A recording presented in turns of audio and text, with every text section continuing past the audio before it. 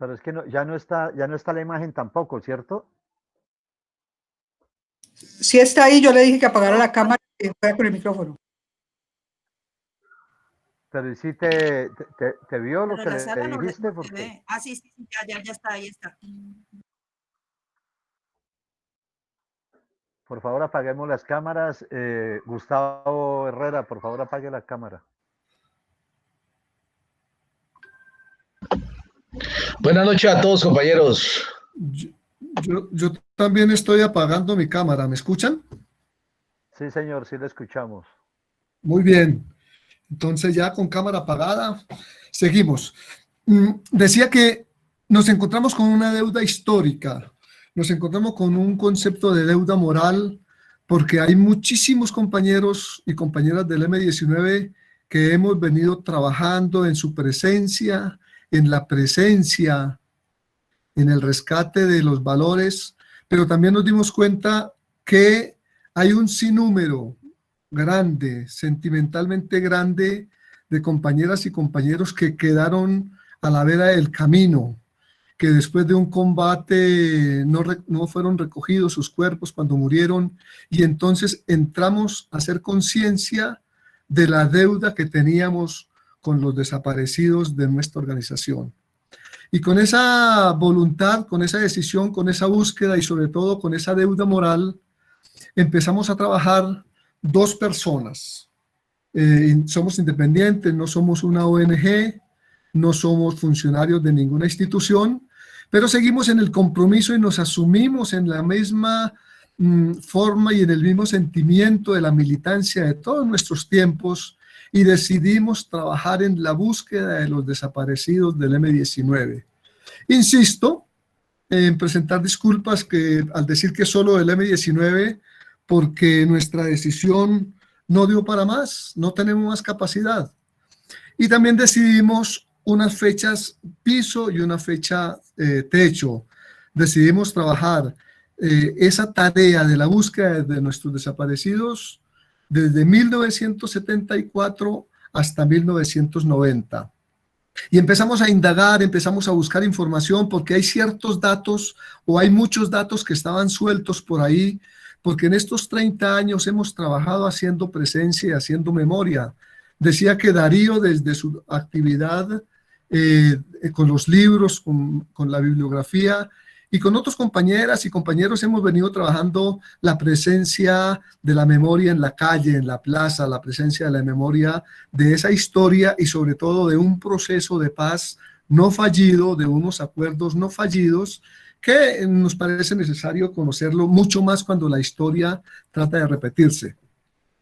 Y en esa tarea de la búsqueda de los desaparecidos empezamos a buscar información y a organizarla, a buscar información y a sistematizarla, porque estaba por ahí perdida. Hay mucha información, pero está perdida.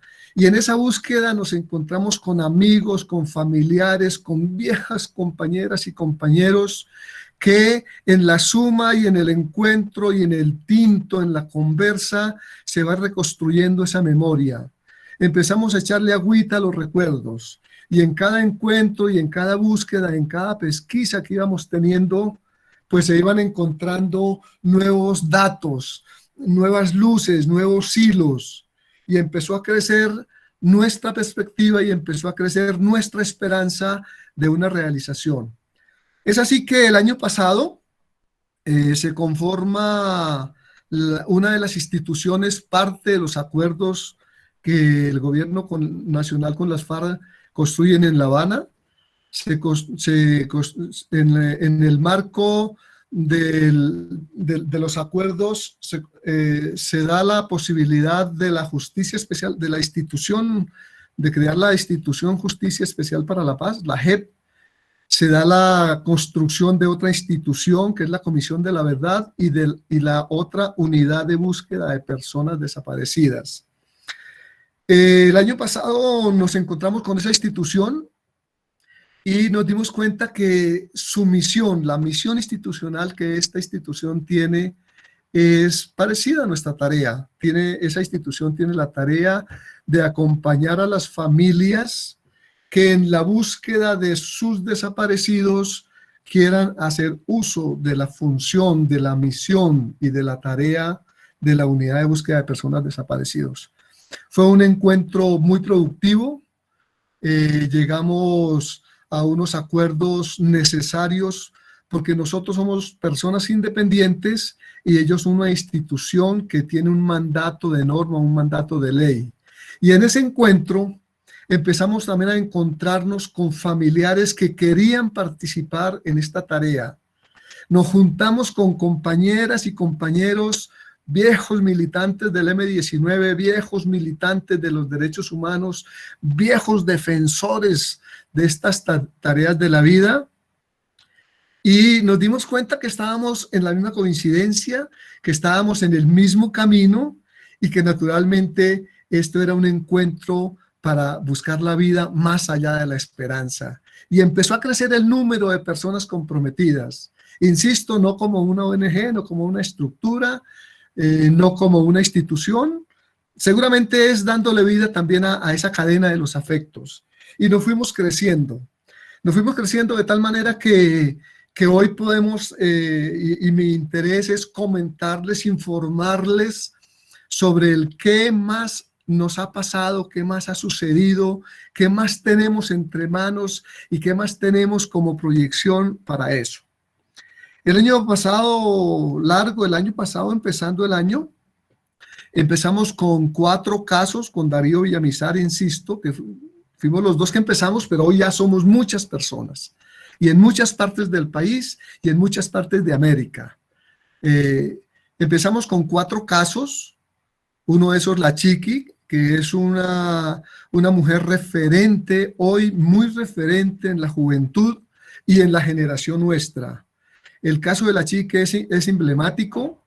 Nos encontramos con otros casos, estábamos trabajando otros 3 o 4 casos, y empezó a surtir, adelante, empezó a crecer, empezó a multiplicarse la información en la medida que íbamos contándole a un amigo, a un compañero, a un familiar. En la medida que íbamos contándole se iba creciendo el número de personas, el número de datos de desaparecidos, el número de compañeras o de compañeros que hacían falta en la vida, que nos hacen falta en la vida. Y empezamos a buscar esa información y empezamos a crecer. Entonces, en síntesis, les comento lo siguiente. Después de esos 3, 4, 5 casos iniciales, nos encontramos con el caso del M-19 en el Chocó, que suma ese solo caso, esa sola operación de 1981, esa sola operación 82, suma 35 compañeros que sabemos que murieron en combate, sabemos que murieron porque el ejército y los medios de comunicación así lo informaron, pero no tenemos la información de dónde están, no se sabe dónde están enterrados, dónde quedaron. Por lo tanto, es un caso de desaparición.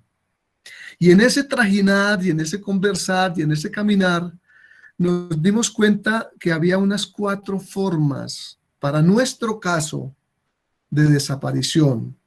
Estaban nuestras compañeras y nuestros compañeros que quedaron a la orilla del camino, después de un combate, que murieron, y que muchas veces muchos de nosotros mismos los enterrábamos por las condiciones de estas circunstancias. Que están otros desaparecidos que no están en nuestras vidas, que son los compañeros que morían y que el ejército los cogía y hacía de sus cuerpos quién sabe qué, porque no están, no se saben dónde quedaron enterrados. Hay otra forma de desaparición para nuestra tarea, que les comparto este informe con muchísimo amor y con mucho sentimiento.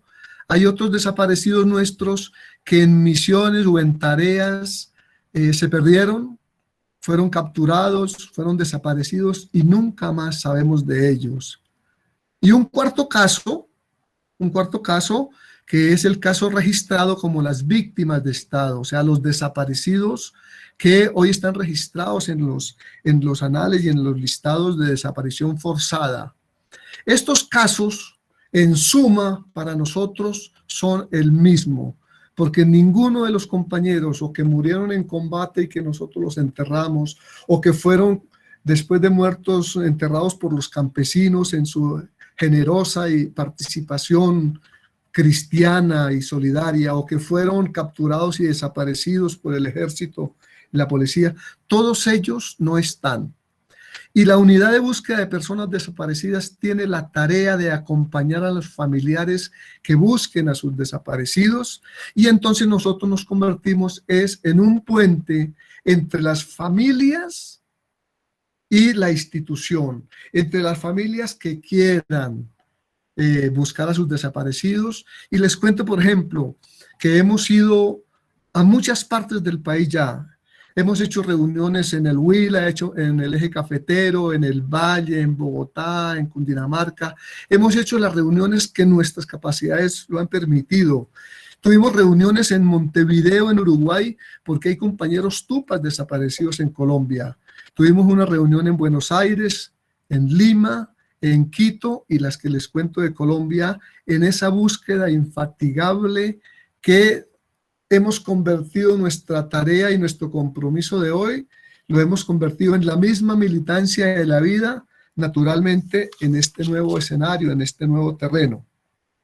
Es en ese sentido que hoy podemos contarles que de esos 4 o 5 casos, luego con los 35 que están junto a la Chiqui en el caso del Chocó, se suman los otros casos de casi medio centenar de compañeros que murieron en el Valle, y otros tantos en el Cauca, y otros tantos en el Caquetá, y otros tantos en el Putumayo, y otros tantos en Nariño, y otros tantos en Santander y en todo el país, y otros tantos en el Ecuador, porque hay compañeros colombianos que murieron en el Ecuador y están desaparecidos, y hay compañeros ecuatorianos que murieron en Colombia y están desaparecidos. En ese volumen de sentimientos, en ese montón de esperanzas, en ese caminar, hoy tenemos más o menos adelantada la relación familiar, la relación del dato, la relación del nombre, del seudónimo, de la fecha, del teléfono del familiar, porque es la suma de muchísimas informaciones la que se requiere para avanzar organizada y sistematizadamente en esta tarea. Una tarea que les comparto nos llena de amor, de sentimientos, nos llena de propósitos, nos llena de fuerza. Además que nos llena también de la certeza de saber que estamos en la búsqueda infatigable de siempre. Hoy podemos contarles entonces que ese número de personas que estamos trabajando en esta idea se ha crecido. Hay equipos en el Huila, hay equipos en el Caquetá, hay equipos de trabajo en Cali, hay equipos de trabajo conformándose en Popayán, hay equipos de trabajo conformándose aquí en el exterior, en Quito, en Lima y en Montevideo. Y empezamos a trabajar el Eje Cafetero, y empezábamos a trabajar la presencia de esta tarea que exige naturalmente, exige absolutamente la presencia. Teníamos ya las proyecciones de hacer las otras reuniones en otras partes del país cuando llegó la pandemia y nos obligó a otra forma de trabajo. En resumen, puedo contarles entonces que un aproximado de desaparecidas y desaparecidos del M-19 pasan de 1000. Nosotros hoy tenemos unos 130 nombres con cédula, con familiar, con el dato del cuándo y el dónde, en qué fecha y en qué estructura participaba en esa desaparición. De estos 130 hay unos 25 avanzados. Y cuando digo avanzados, es que ya hay una tarea conjunta entre este equipo de personas que nos hemos juntado por amor, por afecto, por decisión de vida, con la institución Unidad de Búsqueda, que tiene su tarea para hacer, que tiene su responsabilidad para atender a las familias, y que naturalmente tiene los tiempos, los propósitos y sobre todo la misión para hacerlo. Esa tarea es de muchísimo reconocimiento, y espero que ahora en la segunda parte podamos ampliar más. Y el segundo tema es el perdón. El perdón, decía al principio, que es un valor que creo necesario hoy. Valor que por las condiciones que el país vive en la construcción de la paz, por las condiciones que el país vive en la necesidad de reconciliación, por la situación de guerra que vivimos, pero también de búsqueda y de esperanzas de la paz, he asumido desarrollar el tema del perdón, tratar el tema del perdón, asumir este tema, lo he asumido desde una postura política. Y quisiera contarles, entonces, cómo llegué a esto cómo llegué a esta decisión que es absolutamente del personal. Quisiera contarles cómo me encontré con la posibilidad de ejercer una postura política de un valor, para mí, un valor ético, un valor revolucionario. Pues hace más de 30 años, hace 36 años, que este ejercicio en mis sentimientos, en mi vida, me viene haciendo cosquillas, me viene taladrando el sentir, me viene haciendo y ejerciendo una presión de vida, el ejercicio del perdón. Yo llegué a esta tarea no ahora.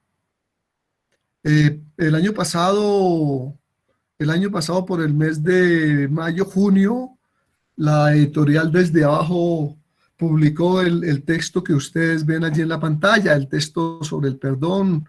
El título es "Y después de todo el perdón". Es más allá de la tortura, más allá de la muerte, sigue la vida. Y en ese texto que me dio vueltas y me dio vueltas por más de 30 años, en el compromiso de la vida, en el qué hacer permanente de mi vida, en el desarrollar mis actividades antes de hace 30 años y de 30 años para acá, entendí que el perdón como postura política hoy es necesario en Colombia. Entendí que debo ser un promotor de esos valores. Cuando Olga presentaba, gracias Olga por esa generosa presentación, cuando Olga presentaba esos que algo que he hecho en la vida, yo fui uno de los 12 voceros que la organización, el M19, definió como negociadores con el gobierno Barco en 1989 para el proceso de paz. Y como uno de esos 12 negociadores fuimos calificados en esa época como los 12 apóstoles. Y entonces yo me creí que era un apóstol de la paz. Y en los últimos 30 años he asumido esa tarea. Sin embargo, el nombre de apóstol tocó cambiarlo cuando se volvió muy famoso el grupo de los 12 apóstoles, que hoy en el acontecimiento de la vida y de las noticias en Colombia tiene otros desarrollos. Entonces asumí ser un gestor de paz. Y como gestor de paz, en mi escenario de vida, que soy maestro, y en mi escenario de trabajo, que sigo siendo educador popular, y en mi escenario de vida y de formarme, volví a la universidad, volví al estudio, volví al trabajo, volví a reconstruir el tejido familiar. He seguido en esa tarea de generar, de construir escenarios de reconciliación, de convivencia y de paz. Y les cuento entonces que llegué a este momento del perdón en una conclusión que la resumo en estas palabras. Yo creo que es más fácil perdonar que pedir perdón. Pero ¿cómo llego a esa conclusión? ¿De dónde me nace esa capacidad de hoy decir que es más fácil perdonar que pedir perdón? Me nace de un acontecimiento triste de la guerra, en donde tuve la oportunidad, tuve el reto, tuve la exigencia del ser revolucionario hace 35 años que sucedió este evento, y en ese acontecimiento tuve el reto de exigirme el perdonar. Pasaban los años de poscantón, pasaban los hechos tristes de ese mal recordado Cantón Norte, de las caballerizas, de las torturas que fueron la expresión vergonzante y triste de nuestro país, que en esa época del 80. Fui capturado en condiciones de desaparición, me tuvieron escondido, desaparecido en las caballerizas del Cantón Norte. Sufrí un proceso de tortura en función de lo que ese establecimiento militar, de lo que la institución y el poder militar quiere, que es la información del capturado. Me encuentro en una condición absolutamente consciente de cuál era mi papel, y en esa conciencia de cuál era mi papel entiendo que es un combate más en el que estoy en la vida en ese momento. Debo hacer claridad aquí para todos ustedes que no hago apología a los tiros, no le hago apología a la guerra. Estoy trabajando el tema de la postura política del perdón, pero naturalmente debo contarlo que mi experiencia nace de ese instante, de ese hecho, de ese acontecimiento triste de la tortura. Estuve un tiempo, unas 3 semanas desaparecido en esas instalaciones de las famosas caballerizas. Sufrí el proceso maligno y perverso de seres humanos con capacidad, con poder, con capuchas, torturando, interrogando, amenazando, avasallando, maltratando a un indefenso ser, a una indefensa persona maniatada, desnuda, etcétera, etcétera, como son esos procedimientos a los cuales no pretendo hoy hacer el relato.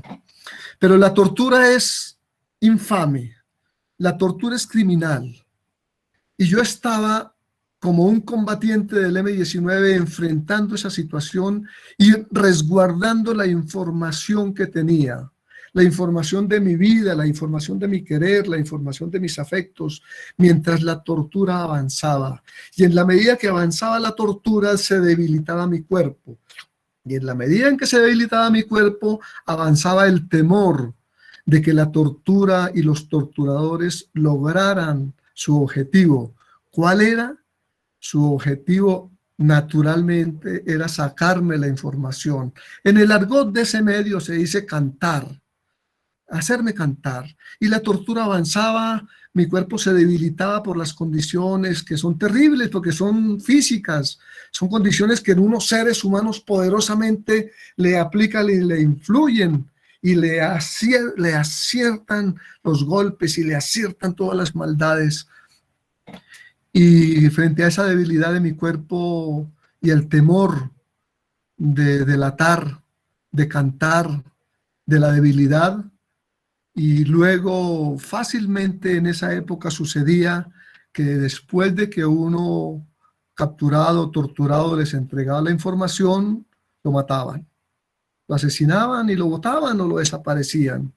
Entonces, frente a ese conocimiento, frente a la decisión de mi vida, frente a la decisión del combatiente que era, frente a la decisión de lucha que habíamos asumido, entonces creí conveniente que no podía darles gusto para que lograran su objetivo, cuál era el de, a partir de la tortura, de los más terribles dolores físicos que le pueden aplicar a una persona, el chantaje, la humillación, la amenaza, todas las 24 horas del día en esa situación. Y cuando creí que no podía aguantar más, recurrí a los valores de la vida, recurrí al amor, recurrí a la certeza, recurrí al apoyo que podía tener de quienes estaban conmigo en la lucha, al amor. Y por amor tomé una decisión, que fue no permitirle a los torturadores que lograran su objetivo. Y para no permitirle ese triunfo, recurrí al suicidio. Y con el suicidio sucedieron unos acontecimientos allá en las caballerizas y en mi vida y en la situación de esos torturadores. Y como ellos tenían que sacarme la información que yo tenía, entonces cuidaron de mi vida en más de 3 ocasiones que sucedió casi morirme, hasta cuando hubo un hecho ya fatal, que yo mismo lo asumí como mi responsabilidad. Y por cosas de la vida, porque el hospital militar lograron salvarme de esa decisión que yo había tomado, a la cual en última instancia era mi triunfo, y luego de muchos acontecimientos y de 3 semanas de ese estado de desaparición, por denuncias que compañeras y compañeros hicieron ante la Comisión de Derechos Humanos que presidía Vázquez Carrizosa, ante organizaciones internacionales y nacionales defensoras de derechos humanos, cuando supieron en el hospital militar que yo estaba vivo y que ese desaparecido era el que estaba allí, herido y maltratado, entonces tuvieron que mandarme para la cárcel Modelo.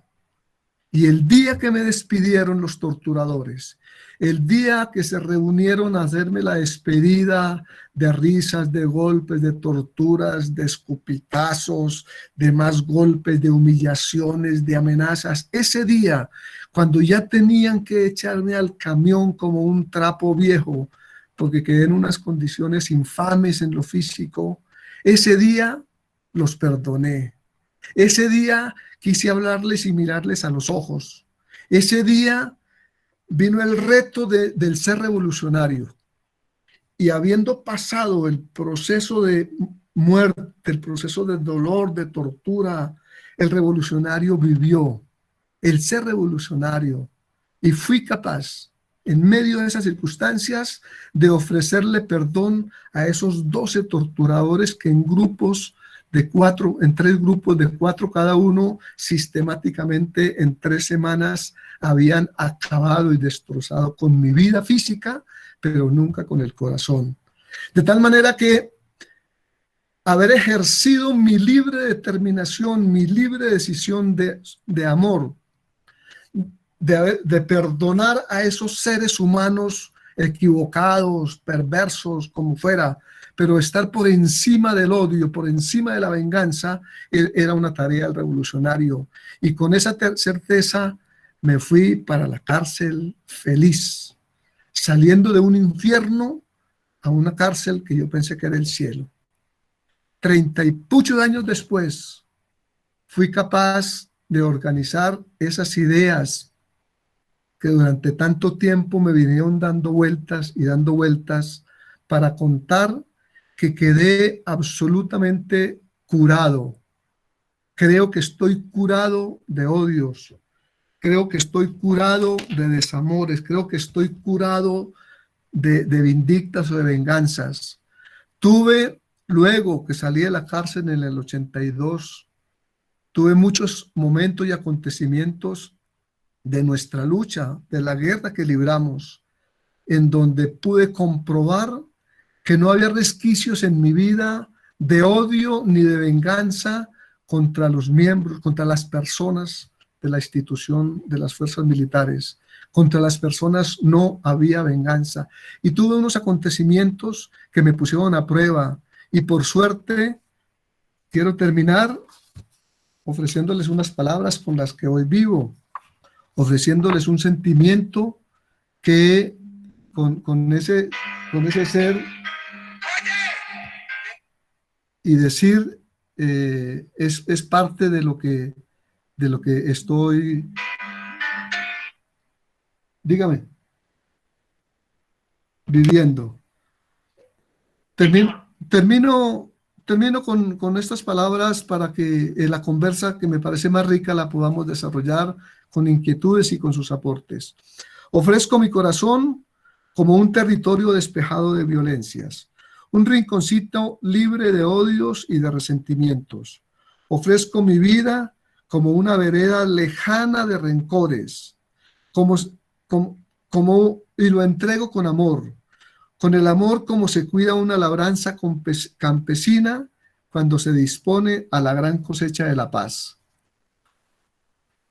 Estos son los dos temas iniciales que hoy nos invitaron a conversar, y por lo tanto me gustaría entonces que sobre el tema de la búsqueda de los desaparecidos, compartir ahora con ustedes el qué estamos haciendo, el qué nos falta por hacer, el qué más tenemos que hacer, y en el tema del perdón, insistir, reivindicar y promocionar la decisión tomada, la decisión de la paz, la decisión de la reconciliación, la decisión de estar siempre permanentemente haciendo el ejercicio de la promoción de los valores, de la promoción de las inquietudes que como ciudadanía tenemos nosotros que heredarle a nuestros hijos y a nuestros nietos, la promoción de una certeza que es producto de un pasado y de un futuro,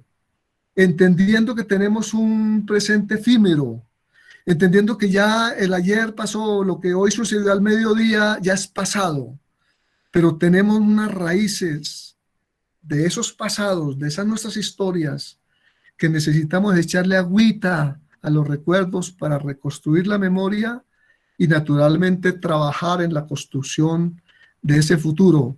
¿Cuál? El futuro que seguramente las nuevas generaciones tendrán a bien diseñar, rasguñar, dibujar, construir y darse sus propias herramientas, sus propios instrumentos para que la resolución de sus conflictos, para que dirimir sus diferencias no tengan que llegar a la triste historia de nuestros antepasados, bisabuelos, abuelos y nosotros mismos, de la guerra como mecanismo de resolución de conflictos. Ahí estoy, ahí estamos, y esa es la oferta de hoy. Para los amigos de esa cuarentena humana, muchas gracias por permitirme compartir esto y contarles que el libro del perdón, pues hoy está siendo parte de estudio en algunas universidades, parte de estudio de los amigos, de las organizaciones, y permítame finalizar saludando a ese grupo de más de 80 amores, afectos, abrazos, historias que nos hemos encontrado hoy, y les agradezco. Fabio, muchísimas gracias. Hay muchísima gente seguramente todavía meditando sobre lo que has dicho. Has tocado los temas más interesantes, que es el perdón. Así que voy a comenzar a leerte las preguntas que tengo por acá. Dice, teniendo en cuenta que estamos viviendo en otro momento político, ¿cómo construimos nuevos perdones? La primera. Otra, ¿qué tan difícil es perdonar y olvidar en el caso de los desaparecidos? La segunda pregunta. La tercera pregunta la hace César Muriel. César Muriel tiene la palabra.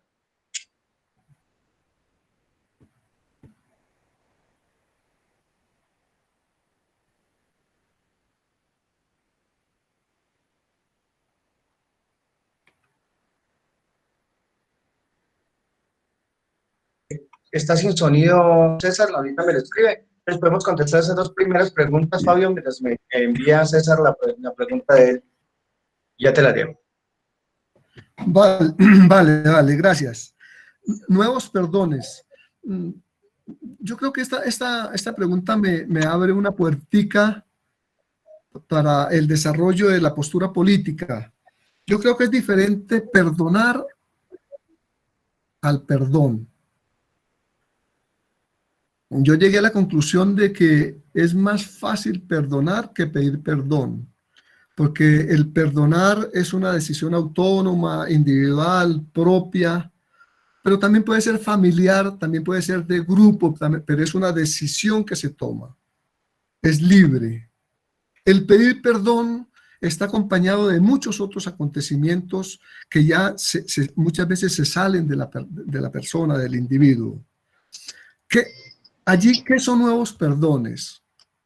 Pues nuevos perdones son los nuevos escenarios que la humanidad en su desarrollo va teniendo. Por ejemplo, cuando el proceso hace 30 años con el M-19, no había una jurisdicción especial internacional, no la había.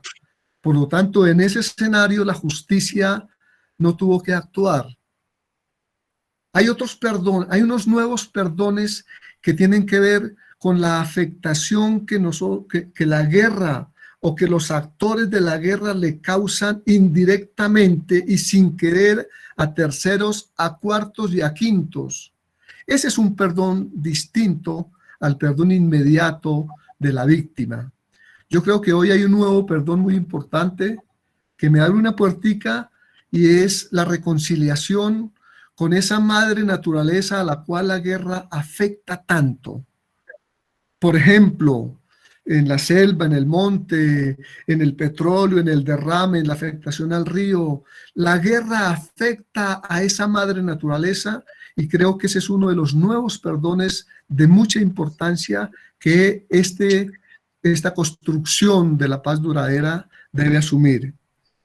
Y en el tema de la dificultad de los desaparecidos, pues permítame compartir un dolor igual al de todos nuestros desaparecidos, pero que tiene un vínculo pequeñito ya en lo familiar.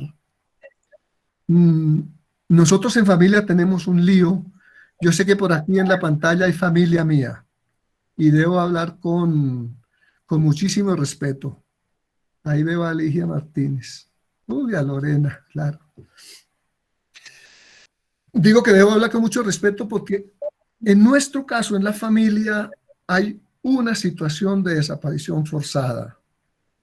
La hermana menor nuestra fue desaparecida en el Huila por el único hecho que era tener el apellido de un revolucionario, que era llevar el apellido de su hermano. Y en una de las circunstancias normales de nuestra vida, que era el encuentro de los afectos, de los amores, de la familia, mi hermana, que ni siquiera vivía en Colombia, decidió ir al Caquetá a encontrarse conmigo. Y en el camino, por el apellido, fue capturada, fue desaparecida. Ese caso, para la pregunta, me ha alargado la vida hace 33 años. ¿Por qué? Porque en mi familia hay un desaparecido, pero yo soy un combatiente. Yo fui un combatiente del M-19 y fue por culpa de ese apellido, decían muchos de mis familiares. En ese caso, debo confesar lo siguiente: yo perdoné a mis torturadores. Yo perdoné absolutamente a todos los que me causaron ese terrible daño personal. Los olvidé, lo confieso y lo he confesado, y en el texto que el año pasado se publicó y que les compartí ahora, está esa visión y esa decisión. A todos los olvidé, menos a uno, menos al médico que estuvo todo el proceso de la tortura pendiente de que yo les aguantara. Y en el tema de los desaparecidos, tengo un terrible puente quebrado, tengo una trinchera sin resolver, tengo una talanquera sin vencer, y es que yo no sé qué hacer aún, no sé cómo tratarlo aún, porque no hemos encontrado a esa hermana. Y como no la hemos encontrado, entonces el perdón sigue exigiendo y el acontecimiento sigue reclamando la búsqueda.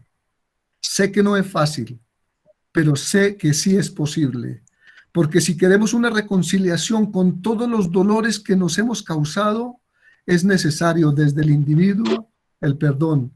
Y me parece que de lo más grande en exigencia es el perdón en el tema de los desaparecidos. Me falta la otra pregunta, Pablo. Sí.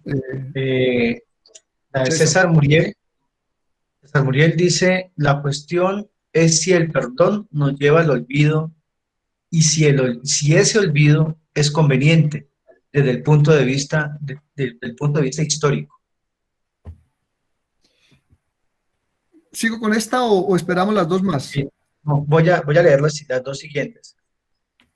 La siguiente es: ¿qué sensación se puede tener en el supuesto con el torturador? ¿Qué tan vigente estaría ese perdón? Y la otra es: ¿crees que una de las condiciones para el perdón debe ser el conocimiento de la verdad y la búsqueda de la justicia? Porque si no, se convierten en procesos de impunidad y riesgo de repetición. Bueno, de pronto presento disculpas porque se me enredan las tres, pero una condición que el perdón reclama es que no hay olvido. Y no puede haber olvido porque entonces, ¿qué se perdona? El tratamiento al recuerdo, el tratamiento a la memoria es fundamental en el tema del perdón. Creo, si yo separo al Fabio del Hipólito, al combatiente, a mí me quedó muy fácil perdonar. Me quedó muy fácil perdonar porque fue mi sensación, mi decisión de revolucionario frente a un enemigo en los valores que construíamos en esa época.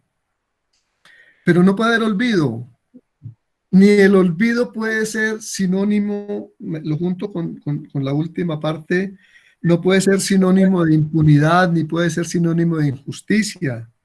El olvido es la construcción de valores. El no olvido, el recuerdo, la memoria, no se puede olvidar, porque allí está la base para la reconstrucción de valores y para la reconstrucción de ese nunca más.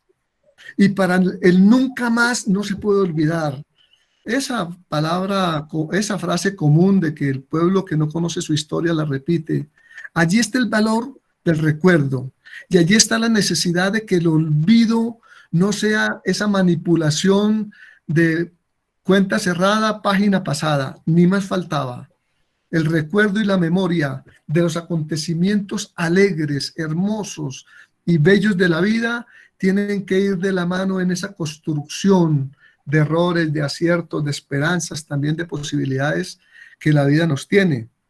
Por lo tanto, me parece que la justicia, la verdad en este tema nuevo, ahora la reparación, los recuerdos, la memoria y el no olvido son bastimento fundamental para el perdón. Y entonces ahí es donde el perdón se multiplica. Ya no es el perdón individual, ya tiene que haber un perdón social, tiene que haber la construcción de unos escenarios en donde la verdad, en donde la reconciliación y en donde la paz estén acompañados de esos valores. Y sobre la sensación con el torturador, yo creo que como seres humanos seguimos siendo los mismos seres humanos, sentipensantes, actuantes, amorosos. Se crean odios, se crean amores, se crean resistencias, se crean equivocaciones. Y frente a los torturadores, hoy tengo una sensación de tristeza, de pesar y de lástima, porque muy seguramente que están enredados en ese acontecimiento triste que, con la disculpa de las instituciones muy bien nombradas, muy bien referenciadas por el padre Francisco de Ruz la semana pasada, con la disculpa de esas instituciones se generan estos hechos de masacres, de muertes, de desaparición, de tortura, de desarraigo, de desalojo, de desplazamiento, que con gran tristeza somos referidos en el mundo. Muchísimas gracias, Fabio. Hay personas que están escribiendo las preguntas en el chat. Recuerden que ustedes lo pueden hacer ustedes mismos. Acá se le abre el micrófono a quien quiera hacer las preguntas. Claro que acá Ligia Martínez Utria dice: buenas noches, por favor preguntarle a Fabio, ¿el perdón requiere reconciliación? ¿El perdón requiere humildad? ¿Cómo trabajar en ella sin que se sienta como debilidad? Es la pregunta que hace ella. Y quiero darle la palabra a Gustavo Herrera y luego a Alejandro Chávez Clavijo. Gustavo, tiene la palabra. Abre el micrófono, Gustavo. Compañero Hipólito, mucho gusto saludarte. Y compadrito, mira, yo estaba haciendo una pregunta en este sentido. Nosotros como M19 siempre le apostamos a un tema de inclusión, a un tema de que nuestro país no se degrade más en el odio. Hoy, indudablemente, después de todos los dolores que hemos padecido, que seguimos padeciendo, que tuve en carne propia, hoy se nos impone una nueva iniciativa que no nos despedace más. A nosotros no nos interesa las cárceles, no nos interesa las desapariciones del enemigo, nos interesa más el debate, algo muy propio de la democracia. Nosotros siempre hemos tenido una propuesta que va más allá y que le abre caminos a este oscurantismo en el cual pretenden meternos. ¿Qué te imaginas, hombre, Hipólito, vos que sos un adalid en tema de conducir un país para no enredarnos en este momento histórico? Gracias, Gustavo, por la pregunta. La palabra la tiene Alejandro Chávez Clavijo. Buenas noches, Hipólito. Muchas gracias pues, por estar aquí compartiendo con todos nosotros toda esta experiencia y sobre todo cómo llegas al perdón tan necesario en este momento. La pregunta que yo tengo es que los ciudadanos colombianos tendemos mucho a asociar el perdón con el perdón religioso, con el perdón cristiano, que está lleno de muchas motivaciones, emociones y de corazón, pero que realmente para efectos de este perdón social no sirven de mucho, porque pienso que este perdón social tiene que estar en un contexto de seriedad, de compromisos, de valores, de responsabilidades, para poder realmente hacer una reconciliación y para que ese perdón funcione en el tiempo. ¿Cuál es tu apreciación sobre ese tema, Hipólito? Muchas gracias. Ya con los tres, ¿cierto, César? Sí, señor. Bueno, sí, señor. Bueno, mira, sí, yo creo que la construcción de valores, y ahí me toca también revolver como la primera con la última, la construcción de valores en lo religioso, de valores en lo cultural, de los valores con que nosotros nos hemos crecido, algunos aceptados por unos, no aceptados por otros. Esos valores son los que deben entrar en juego en la reconciliación, en la convivencia. Muy seguramente sí se necesita humildad. Yo les confieso que por las circunstancias y el accidente que en esas 3 semanas sufrí, no tuve dificultad para tomar la decisión. Un poco para la primera pregunta frente a la humildad y a la reconciliación, porque yo era militante de una propuesta política más que de una propuesta de guerra. Entonces no tuve esa dificultad y eso me llevó seguramente a pegarme, a pelear los valores. Y entonces ahí la junto con la última inquietud, para dejar al Gustavo de último. Mira, Alejandro, yo creo que en este tema de lo religioso, de lo cultural, de lo cristiano, de esas creencias tan arraigadas y tan fuertes, me ayudaron mucho. Yo soy de un pueblito campesino de Boyacá, y yo soy formado de una familia campesina que tuvo sus creencias y tuvo la formación en esas creencias y tuvo el desarrollo de su vida en esas creencias que culturalmente hace 500 años las tenemos.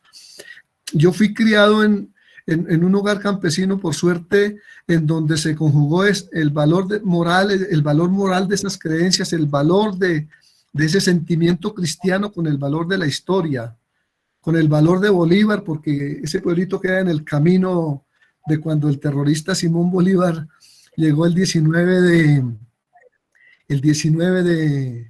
de julio, el 7 de agosto a Boyacá y llegó por esos caminos. Entonces yo me crié en medio de esos valores y les confieso que esos valores fueron fundamentales en los momentos difíciles en los que tuve que tomar decisiones de amor para salvar a lo que yo quería, decisiones de amor para no permitir que a mis compañeros les fuesen a hacer por culpa mía lo mismo, decisiones para no permitir el triunfo de mi enemigo en ese momento. Y fueron los valores de esas creencias las que me ayudaron a fortalecer mi conducta, mi comportamiento. De tal manera que no creo que haya contradicción, solamente que hay es necesidad de construir tejidos, una manta de múltiples tejidos que nos permitan todas las diferencias, apuntar en caminos comunes, pero seguir siendo diferentes, seguir siendo distintos. Y el Gustavo Herrera, pues siempre coqueto, siempre bonito, siempre un hermanazo, con la única diferencia de que está ya, la única diferencia de que ya está sirviéndole más al sol en la cabeza, hermano. Pero gracias por tus palabras, Gustavo.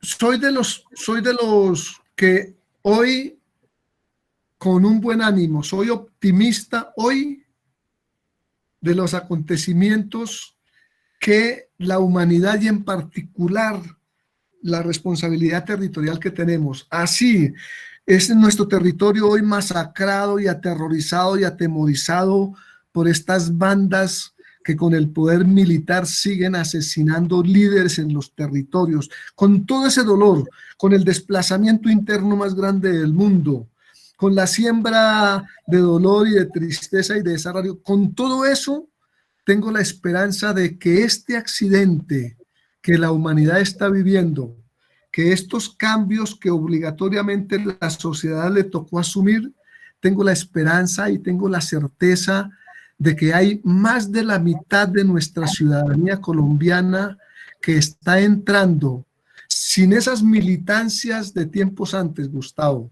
sin esas militancias recalcitrantes de izquierdas. Yo creo que está entrando a una postura, a una visión, a una mirada mucho más generosa, y ahí juega con la humildad de la sociedad. La humildad de la sociedad, pero toda en su conjunto. Pero quienes más tenemos la responsabilidad hoy, seguramente somos los de este lado de la orilla, que debemos ayudarle a los equivocados.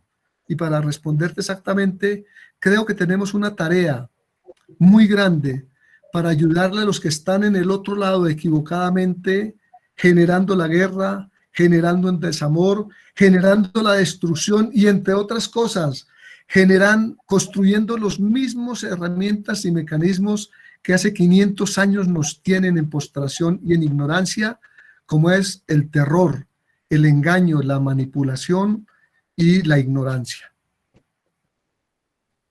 Yo no sé si estoy echando mucha carreta que...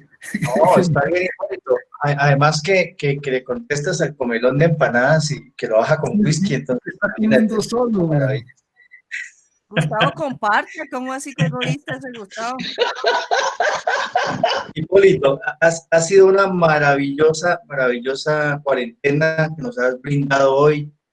Qué berraquera, y yo creo que nos dejas a todos con un sentimiento muy profundo y esperanzador, que sí se puede construir y a pesar de la tortura. Tú has mostrado cómo saliste de ahí, cómo perdonaste a tus torturadores.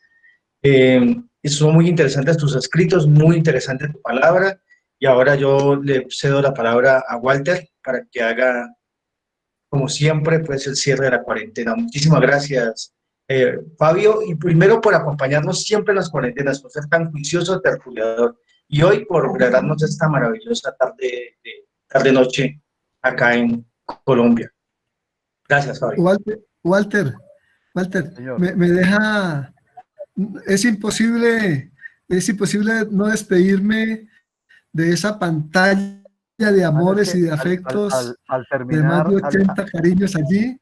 al Ah, terminar bueno, los puntos a resaltar, recuerda que siempre damos un minuto para que la persona se despida de quienes le acompañamos. muy bien, muy ¿Listo? bien. No, Discúlpame, está por favor. bien, está bien. No, que yo quería resaltar varios aspectos que has tocado. Primero, cómo nos hablaste desde el corazón. Me parece que es fundamental y hemos tenido una muy buena secuencia, ¿cierto? De ellos. Como les decía, con Rosita Egas estuvimos también el jueves pasado hablando del tema de la muerte y ella nos decía, tiene que haber algo más allá para que vayamos alegres a abrir esa puerta y seguir y seguir al otro lado para donde se vaya. Y tú nos dices, hay una deuda moral. Claro, al final cuando ya nos hablas del tema de familiar con tanto sentimiento, entendemos que sí hay una deuda, que hay un trabajo que inicias con Darío Villamizar y es la búsqueda de esos desaparecidos del M, que plantean una fecha de piso y de techo 1974 y 1990, que es la necesidad de reconstruir la memoria, echarle agüita a los recuerdos, lo dices, y reconoces que los acuerdos de La Habana generaron unas institucionalidades como la JEP, la Comisión de la Verdad y la Unidad de Víctimas de Personas Desaparecidas, con la cual comienza a establecerse una comunicación de ustedes, que inician un trabajo sobre 5 casos, uno de ellos emblemático, que es el de la Chiqui, que estuvo en la toma de la Embajada de la República Dominicana, y nos habla de 4 formas de desaparición. Uno, de aquellas personas caídas en carretera, que no se sabe finalmente qué sucedió con ellos, de aquellos que fueron cogidos por el ejército y no se sabe su paradero, de aquellos que estaban en misiones y fueron capturados, y de las víctimas del Estado registrados como tal. Y hay unas frases que me parece muy importante resaltar. Una, ¿cierto? Dice, es la búsqueda infatigable, ¿cierto? En el Huila, en Caquetá, en Cali, en Popayán, en Lima, en Quito, en Montevideo, en el eje cafetero, la construcción de unos equipos que están allí trabajando. Tienen ustedes la lectura de unos 1000 hombres y mujeres desaparecidos del M-19, de los cuales hay datos hoy de 130 de ellos. Y dices una cosa clave, dices, el perdón es un valor necesario hoy para la reconciliación. Fuiste negociador, fuiste parte de los 12 apóstoles de la negociación del M-19 con el gobierno nacional, gestor de paz. Y hay una frase que es importante, a todos nos tuvo que haber tocado mucho, que es más fácil perdonar que pedir perdón. Y entras después al tema de la tortura. Nos haces una reflexión un recuento muy bonito porque, entre otras cosas, es la militancia, la protección de la otra gente a la cual cederle a los torturadores hubiese sido ponerles en peligro. Entonces dices, no darles gusto, recurrir al amor, a la certeza, al apoyo de quienes estaban conmigo en la lucha. Mi decisión era mi triunfo. Y ahí planteas una fórmula que fue el tema del intento del suicidio en varias oportunidades. Es clave eso, mi decisión era mi triunfo. Y también lo dices, decidí perdonar, ese día los perdoné, el día en que ya vas hacia la cárcel, vi el reto del ser revolucionario que vivió, por encima del odio, por encima de la venganza. Ofrezco mi corazón como territorio sin odio y lo entrego con amor. Y termino con estas dos cosas que lo dices claramente. Dices, perdonar es una decisión autónoma, pedir perdón tiene otros aspectos, otros elementos que lo hacen más complicado. Y esta, creería yo, sería la frase central de toda tu intervención. Condición del perdón es que no haya olvido, buscar y tener en la memoria es la base para el nunca más. Muchísimas gracias. Un abrazo gigante. El corazón de todos nosotros está achicado, pero también orgulloso de tenerte a ti con nosotros, no solo hoy, en esta cuarentena, sino que has venido acompañándonos en esta tertulia, sino que nos has venido acompañando en muchas de las tertulias que hemos hecho. Tienes la palabra para que te despidas como quieras de todos nosotros. Un abrazo gigante, muchas gracias. Recordar que el jueves próximo estará ya como la institucionalidad de la comisión, en términos de la Comisión de la Verdad, la comisionada Alejandra Miller con nosotros. Entonces, tienes la palabra, Hipólito. Fabio, tienes la palabra para que te despidas de nosotros. Gracias, Olga, gracias, César, gracias, Walter. Y quiero en este nombrarlos a ustedes tres, presentar por intermedio de ustedes a ese, mire, fui sorprendido con esta lista de amigos y de caras y de risas y de amores que me encontré esta tarde. Qué sorpresa tan bella. A todos. Sé que sigo en deuda de afectos y en deuda de tareas, y tal vez esa es una de las exigencias para hoy sentirme orgulloso, animado y con el mismo brío de la militancia de hace 50 años, seguir trabajando en la tarea de hoy, que es la búsqueda de nuestros desaparecidos. Sé que aquí en la pantalla hay unas personas de estos equipos, tanto de aquí del Ecuador como de Perú, que ya los vi por ahí, como de Colombia, pero hay un listado aquí de afectos que acabo de robarles sus abrazos, sus amores, su fuerza, porque la tarea que se viene en la reingeniería de la humanidad para afrontar ahorita lo que se podría llamar la pospandemia, va a requerir de mucha iniciativa, va a requerir de mucha creación, de mucha innovación, de mucha creatividad. Estoy seguro, Walter, estoy seguro, Olga, estoy seguro todos, que vamos a ganarle al autoritarismo, vamos a ganarle al despotismo, vamos a ganarle a la guerra. Y ese ganarle exige este valor que estoy promoviendo, que es el valor de la reconciliación, el valor de la franqueza, el valor de la verdad. Y si hay verdad, y si hay franqueza, y si hay reconciliación, entonces el perdón fluye mucho más. A todos ustedes, a esa bella y hermoso listado de amores, de familia. Ahí, por lo que veo, hay más de 15.000 años de cárcel en esa pantalla. Entonces, siempre mi afecto, mi compromiso de seguir. Y mire esta frasecita que me encontré aquí en el texto. 15.050 con los tuyos. Mire, les cuento, y eso es parte de sentirme vivo, de sentirme todavía con la piel, con capacidades de sentir. Me estremece cuando paso por al frente de las caballerizas. Después de 38 años de ese acontecimiento, cuando paso en bus en la carrera séptima con calle 100, no dejo de estremecerme, porque allí sucedieron acontecimientos, no solamente conmigo, hubo miles y miles de noches y horas de ignominia, de dolor. Y en lo personal, cuando paso por allí tiemblo. Pero también digo lo siguiente, y no les quito más tiempo y les ofrezco mi amor. Puedo decir que el perdón me ha permitido transitar por el mundo en forma sosegada y apacible, por cuanto este valor y fundamento no es un simple hecho de aprendizaje. El perdón es la suma y multiplicación de relaciones humanas que requieren un permanente germinar para ascender hacia donde se mueven de manera constante y entremezclada los sentimientos, los conocimientos, los saberes, los sabores, los colores, los abrazos, las interpretaciones, las actuaciones, las diferencias, los problemas, las soluciones, los disparates y hasta las rencillas tan propias de una sociedad viva que también se mueve y se construye. Con estas palabras y siempre mi afecto a ustedes, les reitero mi cariño y seguimos en la tarea de buscar la vida más allá de la esperanza. Muchas gracias.